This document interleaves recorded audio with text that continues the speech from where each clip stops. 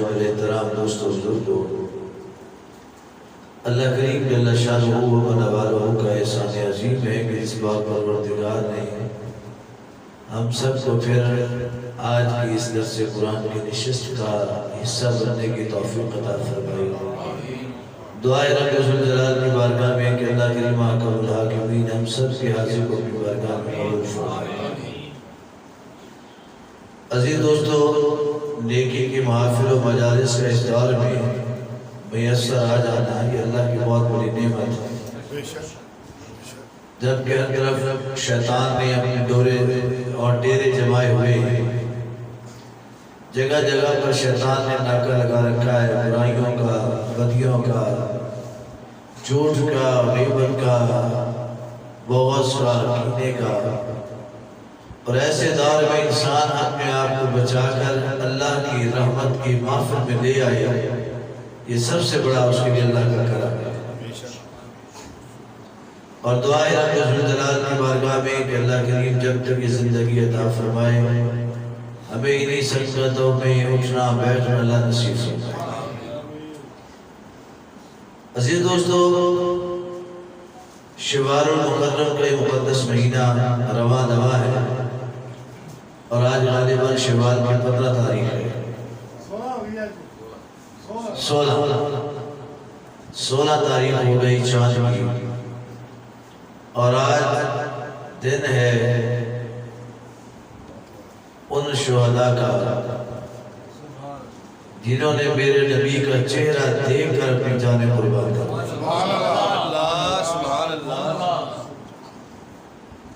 وہ کتنا حسین مکھڑا انہوں نے دیکھا کہ جس مکھڑے کے رب نے قسمیں اٹھائی۔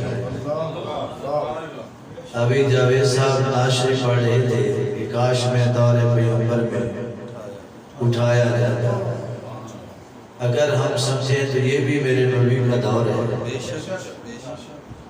فرق اتنا ہے کہ اس وقت محبوب پردے کے باہر تھے، آج پردے کے اندر ہے۔ فرق اتنا ہے کہ پہلے محبوب کو بغیر حجاب کے دیکھا جا سکتا تھا، اب یہ ہے کہ تھوڑی سی جد و جہد کر لیں تو محبوب اب بھی حجاب کے بغیر جلوہ دکھا دیتے ہیں۔ لیکن شرط یہ ہے کہ آپ محبوب کے ہو جائیں۔ امام جلال الدین سیوطی رحمۃ اللہ علیہ، میرے نبی نے آپ کو ایک روایت میں 73، ایک میں 75، دو روایات دونوں درست ہیں، چاہے ایک مرتبہ ہی کیوں نہ ہو، میرے نبی نے ان کو بغیر حجاب کے جاگتے ہوئے اسی صورت میں اپنا دیدار کیا۔ سبحان اللہ، سبحان اللہ۔ اس میں محنت کیا لگائی، اس دیدار کرنے میں محنت کیا لگی؟ یہ محنت لگی کہ دل و جان سے نبی کے ماں باپ کو ایمان والا مان لیا۔ جب تسلیم کر لیا کہ میرے نبی کے ماں باپ صاحب ایمان تھے، کیونکہ لوگوں نے کہا کہ ماں باپ نے تو کلمہ پڑھا ہی نہیں ہے۔ امام جلال الدین سیوطی رحمۃ اللہ علیہ نے 5 کتابیں لکھی پاک نبی کے پاک ماں باپ کے ایمان پر۔ تو میرے نبی اتنے راضی ہوئے ایک مرتبہ نہیں، 73 مرتبہ، 75 مرتبہ جاگتی آنکھوں سے جلوہ دکھایا۔ اور میرے محبوب نے بتایا کہ ہر دور میرا ہی دور ہے، ہر زمانہ میرے حضور کا ہے، دانا دانا میرے حضور پہ ہے، جن پہ اتری ہے آئے تطہیر، وہ گھرانہ میرے حضور کا ہے۔ تو صرف ضرورت اس عمل کی ہے کہ ہم اپنے آپ کو پاک نبی کی پاک محبت میں ڈھالیں، اور نبی رحمت صلی اللہ علیہ وسلم آپ کی ایک ادا کو اللہ نے قرآن میں ارشاد فرمایا ہے کہ محبوب چلتے کیسے تھے، محبوب بیٹھتے کیسے تھے، محبوب دیکھتے کیسے تھے، محبوب بولتے کیسے تھے، محبوب پکڑتے کیسے تھے، محبوب مسکراتے کیسے تھے، محبوب لبوں کو کیسے ہلاتے تھے۔ اللہ نے قرآن میں بیان فرمایا، اور جو میں نے آیت تلاوت کی ہے ایک آیت مبارکہ، وہ اللہ نے اس میں ایک منفرد انداز کو بیان کیا ہے، منفرد انداز کو۔ خبر ہوئی کہ کافروں نے احد کے میدان میں ڈیرا لگا لیا ہے،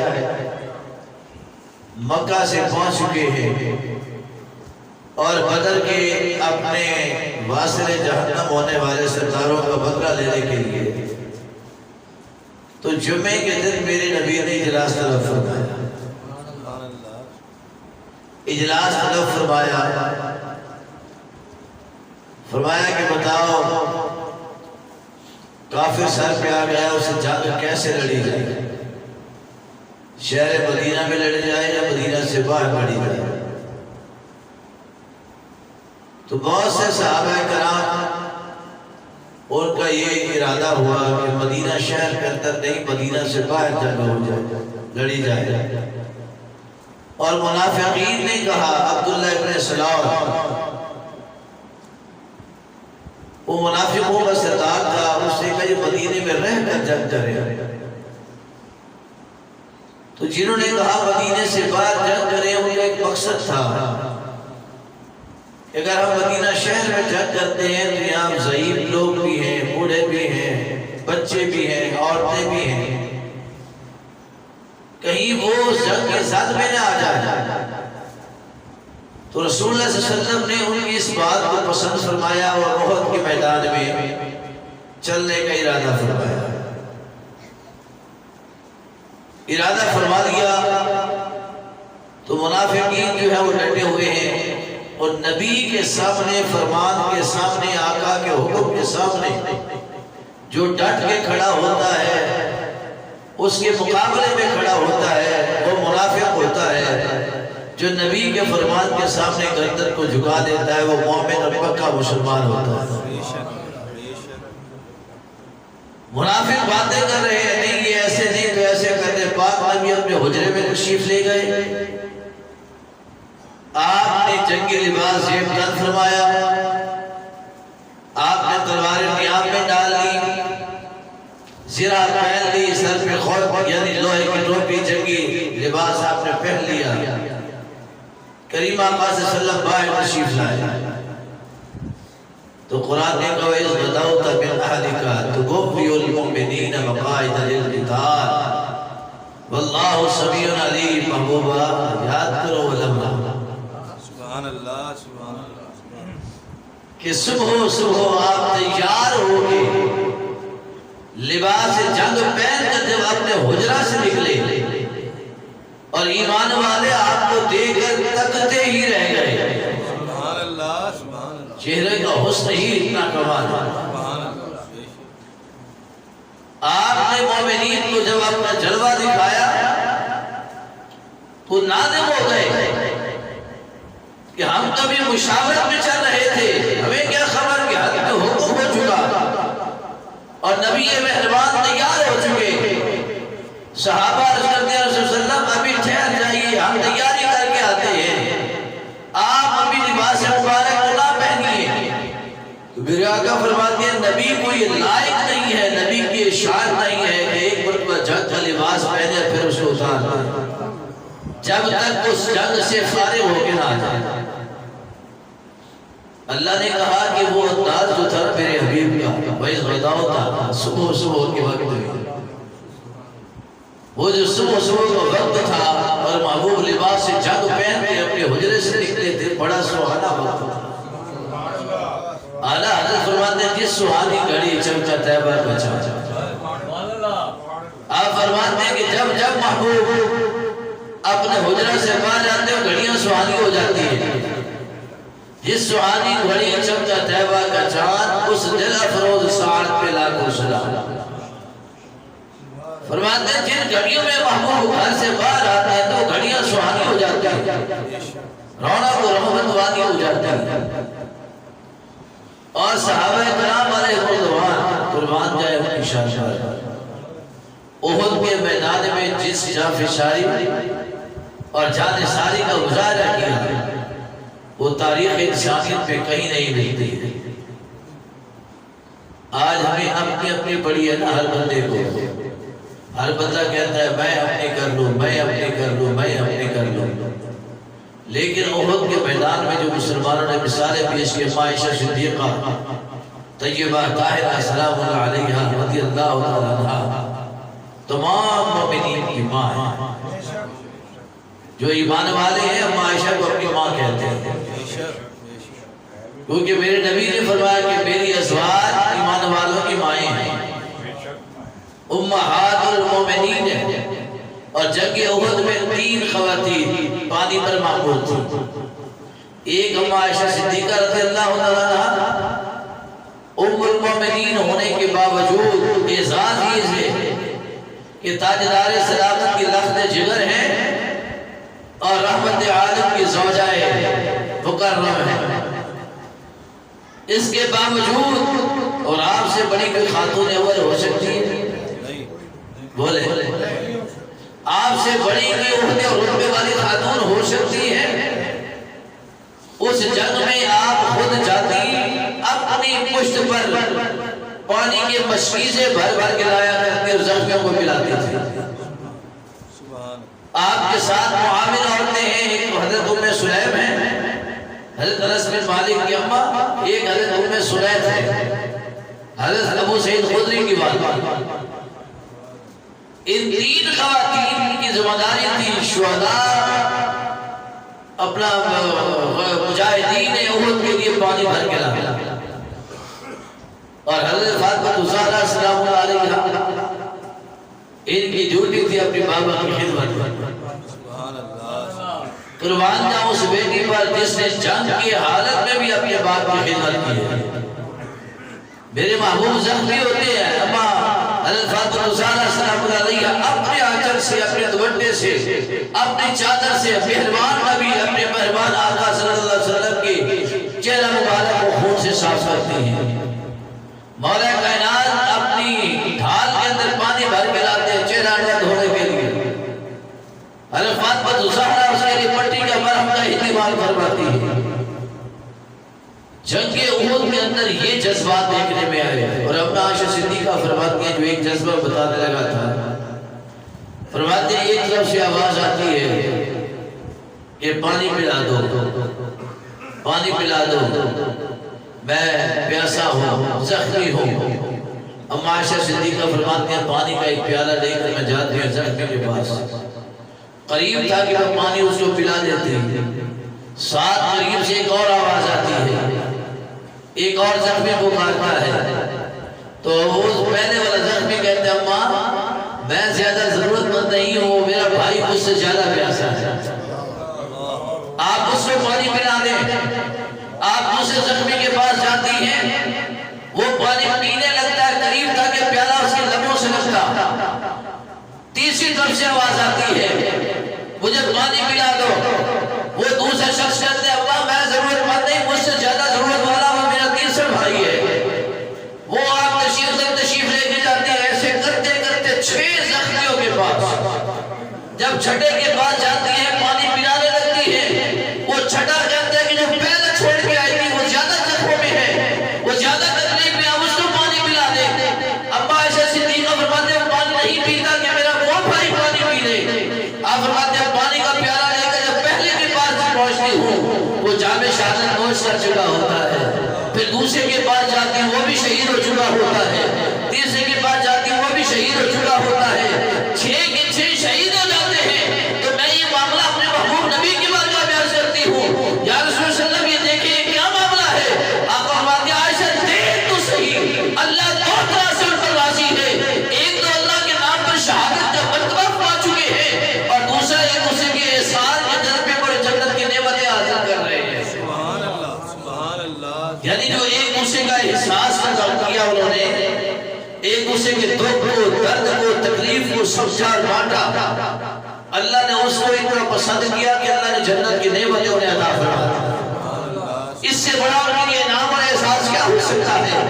فرمایا ایک تو اللہ راضی ہوا ان سے کہ انہوں نے اللہ کے نام پر شہادت کے رتبے کو حاصل کر لیا، اور دوسرا رب راضی ہوا انہوں نے اپنی تکلیف سے زیادہ دوسرے کی تکلیف کو محسوس کیا، اپنے درد سے زیادہ دوسرے کے درد کو محسوس کیا، اپنی پریشانی سے اس سے زیادہ دوسرے کی پریشانی کو محسوس کیا تو میں عائشہ دیکھ تو صحیح ان کے روحیں سبز پرندوں کی طرح جنت کے لباس پہن کر جنت میں پرواز کر رہی ہے۔ یہ جذبہ تھا مسلمانوں کا آپس میں، اور کریمہ کا سلسلہ آپ کے اداؤں پر اپنے آپ کو قربان کر دینا یہ صحابہ کرام کا وطیرہ تھا، اور اس جنگ میں 70 صحابہ کرام شہید ہوئے۔ کتنے صحابہ؟ 70 صحابہ کرام شہید ہوئے، اور بہت سارے ملحدین نے یہ لکھا کہ دیکھیں صحابہ کی غفلت تھی، غفلت نہیں، یہ منشاء خدا ہوتی تھی۔ اللہ نے دکھانا تھا کہ محبوب کی بات مانو گے تو یہ ہوگا، محبوب کی بات تھوڑی سی غفلت برتو گے تو پھر یوں بھی ہو سکتا ہے۔ اللہ نے انڈیکیٹ کیا آنے والے مسلمانوں کو، اللہ نے تنبیہ کی قیامت تک آنے والی امت مسلمہ کو کہ اگر تم زندگی کے کسی میدان میں بھی کامیابی چاہتے ہو تو پھر اسوہ رسول پر چلتے رہنا، جب تک نقش قدم محبوب پر چلتے رہو گے تب تک تم کامیاب رہو گے۔ 70 صحابہ شہید ہوئے جن میں سب سے بڑی شہادت امیر مدینہ، سید الشہداء، امام الشہداء، اسد اللہ اسد رسول اللہ سیدنا امیر حمزہ رضی اللہ تعالیٰ۔ میرے کریم آقا فرماتے ہیں 2 لوگوں نے مجھے بڑا دکھ دیا، ان کے جدائی نے بڑا صدمہ دیا، وہ 2 کون ہے؟ خدیجہ الکبریٰ ہے رضی اللہ عنہ، اور ایک میں چچا امیر حمزہ ہے، اور سیدنا امیر حمزہ رضی اللہ عنہ وہ جلیل قدر صحابی ہے اور سرکار کی اتنی محبت کرنے والے ہیں۔ یہ تو اعلان نبوت کے بعد کی بات ہے نا۔ میرے کریم آقا صلی اللہ علیہ وسلم جب آپ نے ابھی اعلان نبوت فرمایا، حضرت امیر حمزہ کلمہ پڑھ کے ایمان نہیں لائے تھے، کلمہ نہیں پڑھا تھا، لیکن محبت کتنی کرتے تھے، نبی پاک صلی اللہ علیہ وسلم سے اتنی محبت کرتے تھے، کسی کو جرأت نہ ہوتی کہ میرے نبی کے خلاف لبوں کو ہلا دیتا۔ آپ ایک دن شکار پر تھے تو پیچھے سے ابو جہل نے نبی کریم صلی اللہ علیہ وسلم کی توہین کی کہ آپ کے جسم اندر بلوچ نہیں لا گیا۔ ایک کافر کو کہا، عامر ابن سہیل اس کا نام ہے، اونٹ کی اوجری نبی کریم صلی اللہ علیہ وسلم کی گردن پہ رکھی، اور حضرت فاطمہ الزہرا سلام اللہ علیہا آپ کشمرے کے عالم میں ہیں، آپ نے دیکھا نا کہ بابا کے ساتھ کافر یہ سلوک کر رہے ہیں، آپ آتی ہیں اور اپنے پورے زور کے ساتھ اس اوجری کو اتارتی ہیں، اور ابو جہل نے برا بھلا کہا۔ حضرت سیدنا امیر حمزہ رضی اللہ عنہ تشریف لاتے ہیں مکہ میں، صفا پہاڑی پر پاک نبی صلی اللہ علیہ وسلم کی پھوپھی جان حضرت صفیہ رضی اللہ عنہ، حضرت عتیہ رضی اللہ عنہ ملتی ہیں، کہتے ہیں حمزہ آج ابو جہل نے تو حد کر دی ہے، اس سے ہمارے بھتیجا محمد صلی اللہ علیہ وسلم کو اذیت کی ہے، برا بھلا کہا۔ اچھا اس کی اتنی جرأت، آپ نے تیر کمان ہاتھ میں پکڑ رکھے ہیں، آپ جانتے ہیں ابو جہل سرداران مکہ اور سرداران قریش کے درمیان میں بیٹھا ہوا تھا، اس کے ہمارے اس کے ارد گرد تھے، جا کر اس کے گریبان سے پکڑ کر کمان کو زور سے ابو جہل کے سر پہ مارا، اور سر کے اندر خون کے فوارے جاری ہو گئے۔ میں کافر تیری جرأت کیسے ہوئی؟ تو نے اس ہستی کو تکلیف دی ہے، اس ہستی کو اذیت دی ہے کہ پہاڑوں کے پتھر، درختوں کے پتے جن کو چھوڑ کر ادھر سراب کہتے ہیں، تو نے اس ساتھ کو تکلیف دی ہے کہ چاند بھی جن کا حیا کرتا ہے، زمین کی ریت بھی حیا کرتی ہے، ہوا چلنے والی بھی جن کا حیا کرتی ہے، کعبہ بھی جن کو چھوڑ کر جن کو سلام کرتا ہے، تو ان کو ایسی کو تکلیف دیتا ہے۔ آپ نے اس کو اپنی کمان سے زخمی کیا، تڑپنا شروع ہو گیا ابو جہل، اور کہنے لگا کہ اے حمزہ تو مانتا نہیں ہے۔ میں مانتا نہیں پر جانتا تو ضرور ہونا، جانتا تو ضرور ہونا کہ ان کی عظمت و شان کیا ہے۔ اور اسی دن سیدنا امیر حمزہ رضی اللہ تعالیٰ عنہ پاک نبی صلی اللہ علیہ وسلم کی بارگاہ میں حاضر ہوتے ہیں، کلمہ پڑھ کر مسلمان ہو جاتے ہیں۔ سبحان اللہ، سبحان اللہ۔ وہ سیدنا امیر حمزہ رضی اللہ تعالیٰ جب شہادت ہوتی ہے تو میرے کریم آقا صلی اللہ علیہ وسلم فرماتے ہیں امیر حمزہ میرے بھی شیر ہیں اللہ کے بھی شیر ہیں. اللہ نے ان کو اپنا شیر کہا ہے اور دو شیر ہیں جن کو رب نے اپنا شیر کہا ہے. ایک حضرت سیدنا امیر حمزہ رضی اللہ عنہ، ایک مولا مشرف کشاد علی المرتضیٰ کرم اللہ وجہ الکریم. فرمایا کہ میرے چچا امیر یہ امیر مدینہ ہے، قیامت تک مدینے کی حاکمیت حضرت امیر حمزہ کے پاس ہے. اور مہربان نبی صلی اللہ علیہ وسلم آپ ہر بدھوار کو ہر ویروار کو شہدائے احد کی مزارات میں تشریف لے جاتے ہیں. اور آج بھی آپ اللہ تعالیٰ آپ سب کو جانا نصیب ہو. آپ پیر کی درمیانی رات یا بدھ کی درمیانی رات وہاں پر پہنچے، پھر آپ کو نظارے نظر آئیں گے، ایسا محسوس ہوا قولی والے آج بھی آپ پر جلوہ فرما ہوا. وہاں کی ہوائیں، وہاں کے انداز، وہاں کی خوشبو، وہاں کے نوری جلوے بتا دیتے ہیں کہ امیر مدینہ کی بارگاہ کے اندر کن کن ہستیوں کا رسول ہو رہا ہے. اور آج کا دن جو کل کا دن گزرا حضرت امام جعفر صادق علیہ السلام آپ کا بھی یوم وصال ہے. وہ امام جعفر صادق جو فقہ میں، جو علم میں، جو حدیث میں، جو قرآن میں، جو بیان میں سب سے افضل والا ہے، اور جن کے علوم معرفت ہو، طریقت ہو، شریعت ہو، وہ اتنے بامال علوم تھے کہ زمین کے اوپر رہنے والے اور آسمان پر رہنے والے فرشتے بھی اس کو نازا. اور شان سادی امام جعفر صادق کیا ہے؟ آپ سے کہا گیا کہ باقی آئمہ امام باقر ہے تو آپ کے ساتھ صادق نہیں ہے.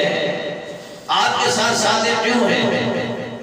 جعفر صادق کیوں ہے؟ تو آپ نے فرمایا میں صادق اس لیے کہلایا جاتا ہوں کہ دو سچوں کی اولاد،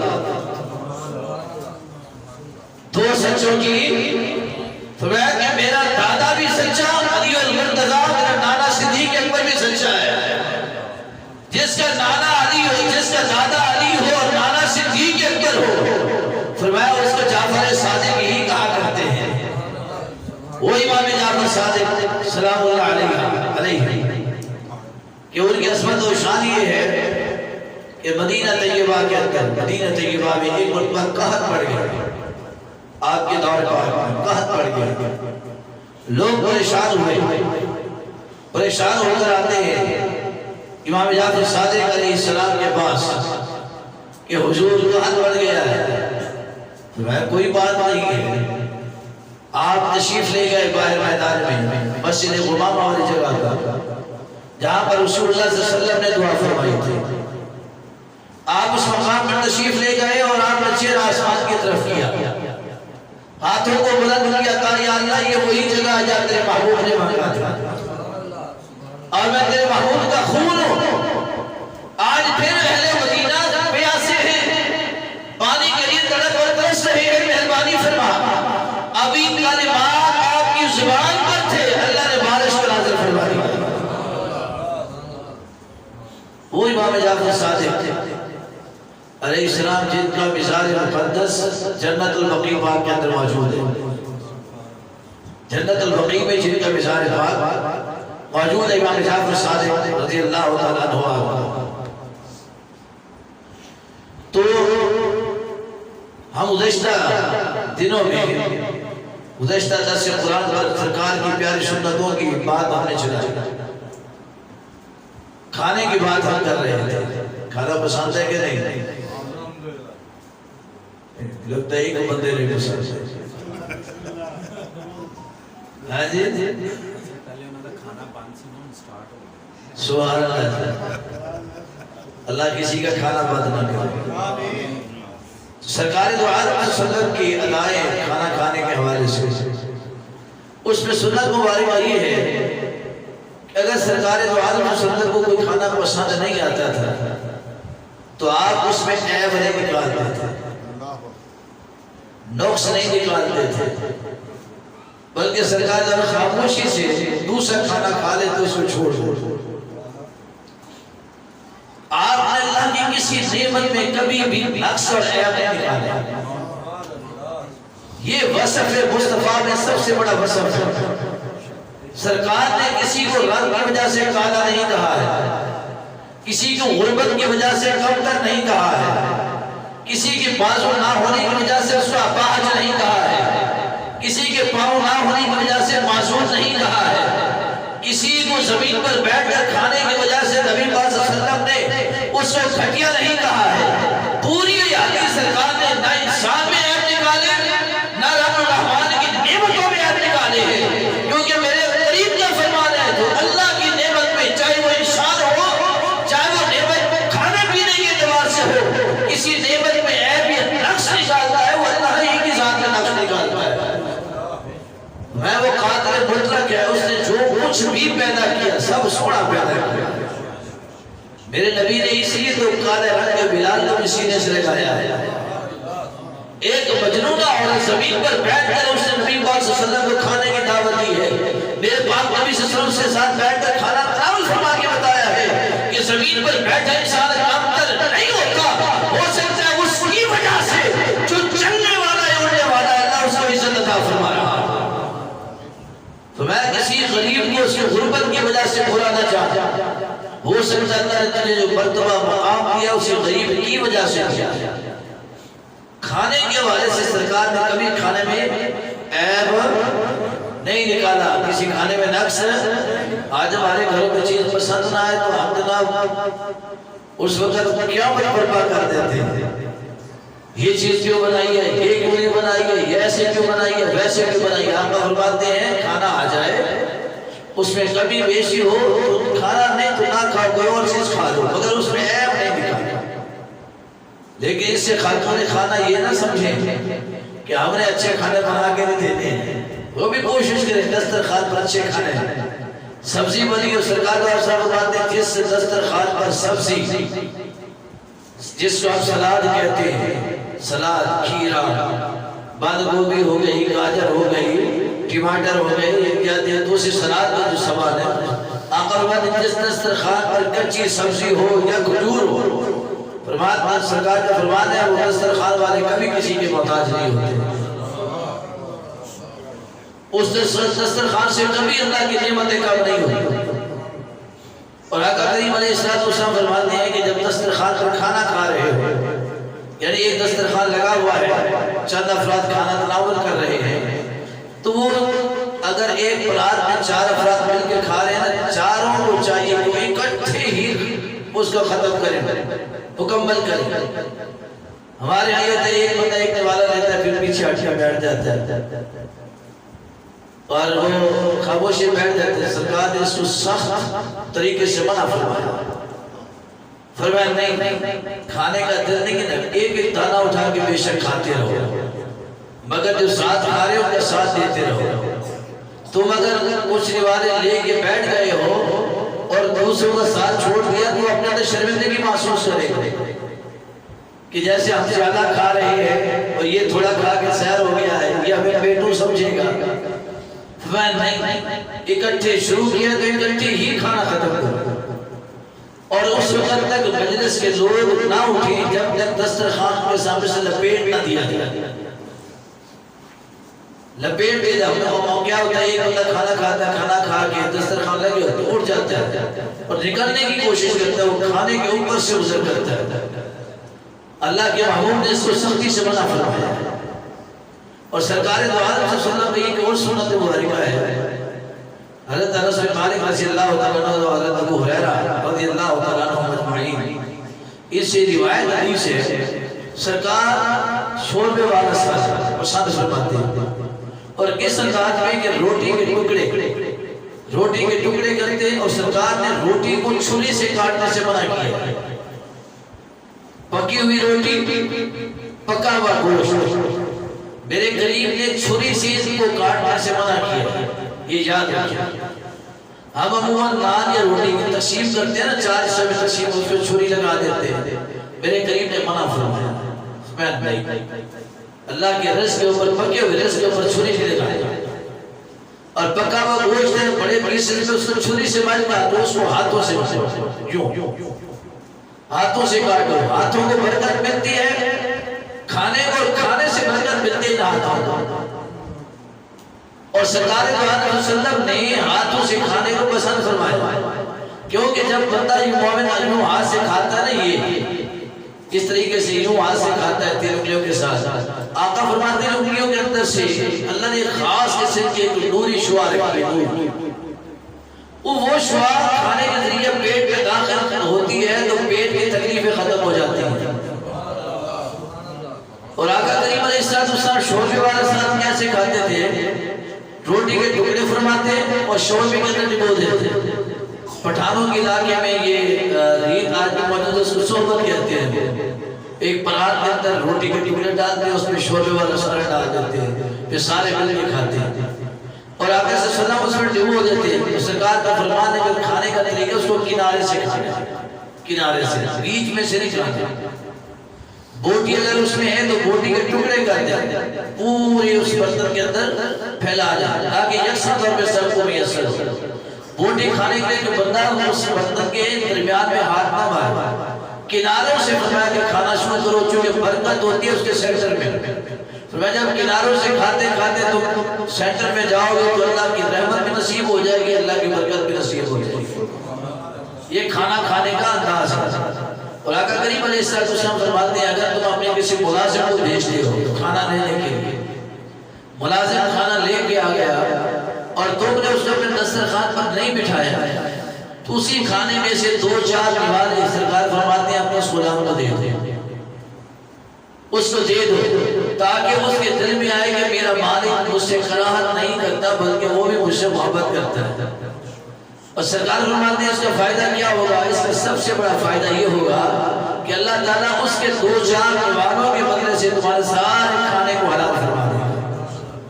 اور کریم آقا صلی اللہ علیہ وسلم آپ نے فرمایا کہ کھانے کے آداب میں سب سے خوبصورت آداب یہ ہے کہ جب آپ اپنا کھانا تمام کر دو دسترخوان سے ہاتھ کھینچو، کھانے سے ہاتھ کھینچو، اس کا فائدہ کیا ہوگا؟ آقا فرماتے ہیں اللہ کے اور رزق کی طرف انسان کی توجہ بڑھے، ایک نعمت کے بعد دوسری نعمت کے حصول کے لیے انسان کے دل سے دعائیں مانگیں، اللہ اس نعمت کو بھی اس کے لیے عطا فرما دے۔ جب بندہ خوب سیر ہو کے کھاتا ہے سست ہو جاتا ہے اور پھر وہ سست ہونے کے بعد دعا نہیں کرتا ہے بلکہ وہ لیٹنے کی کوشش کرے گا، سونے کی کوشش کرے گا، ڈھال ہو جائے گا، اور زیادہ کھانے سے انسان کے پیٹ سے پھر عجیب عجیب باتیں نکلتی ہیں۔ کام کھایا ہو تو انسان کے پیٹ سے بھی اللہ کی شکرانے نعمت والی باتیں نکلتی ہیں، اور دسترخوان پر بیٹھ کر آپ فرماتے ہیں خاموش نہیں بیٹھے، چونکہ خاموش رہنا یہ جہنمیوں کا طریقہ ہے۔ دسترخوان پر بیٹھے اور آپس میں بات چیت کرتے رہے، آپس میں گفتگو کرتے رہے، اور آقا صلی اللہ علیہ وسلم فرماتے ہیں کہ جب کھانا کھا لو تو اپنی انگلیاں چاٹ لو، اپنی انگلیاں چاٹ لو، جو برتن ہے برتن کو صاف کرو، اس برتن کی انداز میں صاف کرو، پتہ چلے اس میں کھانا کھایا نہیں ہے کسی نے، اتنا صاف کر لو۔ ہم برتن کو ویسے چھوڑ دیتے ہیں، بیچ میں کھانا بھی چھوڑ دیتے ہیں، اضافی ہو اس کو بھی چھوڑ دیتے ہیں، فرمایا نہیں، برتن کو صاف کر کے کھاؤ۔ اور حضرت جابر بن عبداللہ فرماتے ہیں آپ نے نبی پاک صلی اللہ علیہ وسلم کو دیکھا ہے کہ آپ اپنی انگلیاں بار بار چاٹا کرتے تھے۔ ہم اس کے رسول نے اس کو کیوں چاٹا؟ سرکار فرماتے تھے اس لیے کہ اللہ نے ہو سکتا ہے کہ کھانے کے کس چھوٹے سے ذرے میں برکت رکھی ہے، اس برکت کو بھی ہم ضائع نہیں ہونے دیں۔ یعنی اسلام نے اسراف سے اتنا ہمیں محفوظ کیا ہے، فضولیات سے اسراف سے کسی چیز کو ضائع، یہ وہی تعلیم ہے کہ ضائع نہ کیے تھے کسی چیز کو۔ یا ایھا الذین آمنوا کلوا واشربوا ولا تسرفوا، ایمان والو کھاؤ پیو مگر ضائع نہ کرو، اس کو ضائع نہ کرو۔ فرمایا انگلیاں چاٹ کر سرکار کھاتے تھے تاکہ جو کھانے کی برکت ہے وہ کسی بھی صورت میں ضائع نہ ہو سکے۔ کھانا بہترین دسترخوان آقا فرماتے ہیں وہ ہے جس دسترخوان پر زیادہ افراد شامل ہو، زیادہ لوگ بیٹھ کے رزق کرتے۔ اور کریم آقا صلی اللہ علیہ وسلم فرماتے ہیں جب کسی کے دسترخوان پر 2 4 5 افراد بیٹھ کے کھانا کھاتے ہیں تو دل کو تنگ نہ کرے وہ یہ نہ سمجھے کہ ان لوگوں کے آنے کی وجہ سے جو ہے نا میرا رزق کم ہو جائے گا، میرا رزق کم ہو جائے گا، میری تکلیف زیادہ ہو جائے گی، رزق کم ہوگا۔ آقا فرماتے ہیں نہیں، جو ایک بندہ تمہارے دسترخوان سے کھا کے جاتا ہے وہ تمہیں 100 بندوں کا کھانا دے کے جاتا ہے۔ اور تمہارے گھر سے تکلیفیں بیماریاں اور تمام تر دکھ دور ہو جاتے ہیں۔ وہ ایک صحابی آئے نا، عرض کرتے ہیں یا رسول اللہ میری بیوی بہت لڑتی ہے میرے سے، بہت لڑتی ہے میرے سے۔ سرکار نے فرمایا کیوں لڑتی ہے؟ تو اس نے کہا یا رسول اللہ اس سے لڑتی ہے کہ تیرے مہمان بہت زیادہ آتے ہیں اور میں کام کر کے تھک جاتی ہوں، میں نوکر لگی ہوں تیرے مہمانوں کی، تیرے لیے بھی کھانا تیار کروں، تیرے بچوں کے لیے بھی، تیرے مہمانوں کے لیے بھی کھانا تیار کروں۔ تو میرے کریم آقا فرماتے ہیں بتاؤ کہ گھر میں کبھی رزق کی تنگی ہوئی؟ عرض کیا رسول اللہ کبھی تنگی نہیں ہوئی، کبھی بھوک پیاس ہے یا رسول اللہ نہیں؟ فرمایا اس نے سمجھاؤ یا رسول اللہ بڑا سمجھایا نہیں سمجھتی۔ فرمایا اچھا جاؤ اس سے کہو کہ آج پھر مہمان آ رہے ہیں، آج تمہارے گھر میں پھر مہمان آ رہے ہیں، اور اس کو بتاؤ کہ مہمان کون ہے؟ رحمت للعالمین ہے، خاتم النبیین ہے، شفیع المسلمین ہے، عائد المرسلین ہے، سرور انبیاء ہے، امام الانبیاء ہے، محبوب الانبیاء ہے، مقصود الانبیاء ہے، روح کائنات ہے، جان کائنات ہے، مقصود کائنات ہے۔ سبحان اللہ سبحان اللہ۔ میں جاؤ بتا نبیوں کے نبی، رسولوں کے رسول، امام الانبیاء جلوہ گر ہو رہے ہیں، اور سرکار اکیلے نہیں آ رہے، صحابہ کے ساتھ آ رہے ہیں۔ صحابی خوش ہو گئے کہ بیوی کی شکایت کرنے کا ایک فائدہ تو ہو گیا، ایک فائدہ تو ہو گیا۔ تو کریم آقا صلی اللہ علیہ وسلم نے ارشاد فرمایا، صحابی دوڑ کے گئے اور جا کے اپنی بیوی سے کہتے ہیں بھائی جا تیار ہو جا، مہمان آ رہا ہے۔ پھر مہمان اسی کا سن تو صحیح کون مہمان بن کے آ رہا ہے؟ اسی کا کون؟ اسی کا کل کائنات جن کے لیے طلبگار ہو کہ ہمارے ہاں تشریف لائیں، آج انہوں نے خود ہی کرم فرما دیا ہے کہ میں تمہارے گھر میں آ رہا ہوں۔ اللہ اکبر، یا رسول اللہ، زندہ باد زندہ باد زندہ باد زندہ باد زندہ باد زندہ باد۔